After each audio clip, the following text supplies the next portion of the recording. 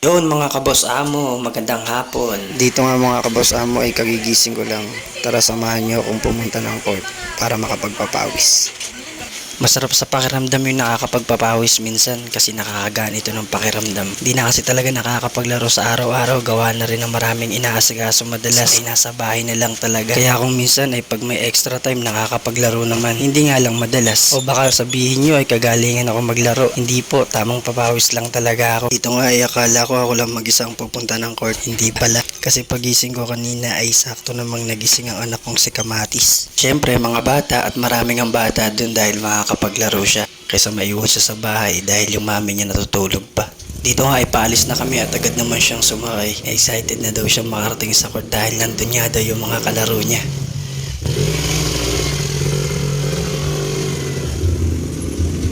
At sa mga oras nga na ito, kung di ako nagkakamali ay 4 PM na ng hapon. Pero talagang ramdam mo pa rin yung init sa balat. Grabe, sobrang init pa rin talaga. At ayun nga ay nandito na tayo mga kaboss amo. Yun, shoutout sa iyo Boss Elmar Ibardone. Let's go. Warm up muna tayo dyan mga boss amo. Bang, pasok, di ba? Ito nga ay akala ko hindi na kami makakapaglaro. Pero dahil mapilit tayo, gagawa tayo ng paraan.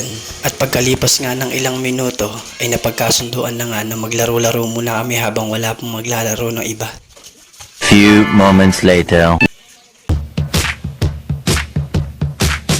Dito nga ay nagumpisa na ang aming unang laro. Nakuha agad ni Missing ang bola at binigay sa akin sabay.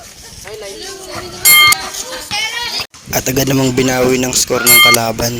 At dito nga ay pinasa ko ang bola kay Wakwak para itira niya pero binigay niya sa akin. Sabay tira. Siyempre sablay at agad namang nakuha ng kalaban ng bola. Dito nga ay naghanap siya ng papasahan. Pinasa niya dito sa batang maliit at tinira ng aming kakampi. Pasok yan, easy shot.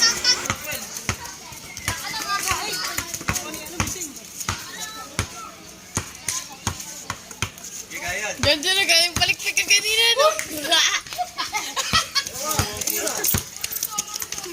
At dito nga ay didiscard tayo ng isang malapit na shot.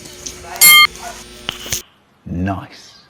Dito nga ay nagtangkang sumalakak si Oliver pero pagtira niya, sumablay lang kaya napunta sa amin ng bola. Ito naman medyo nawala sa akin ng bola kaya pagtira ko, nakuha ng kalaban. Ito nga ay bigla na naman siyang tumira.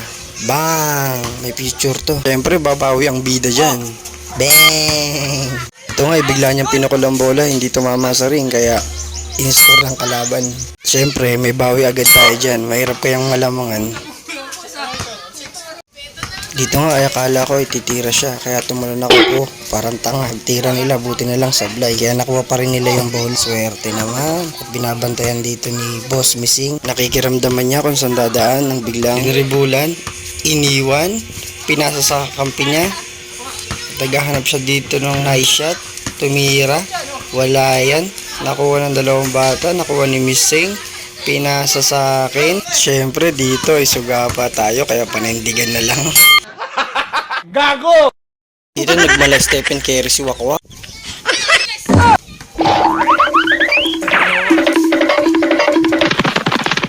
Nawala na lang sa kanya yung bola dito pero nakuha niya pa rin.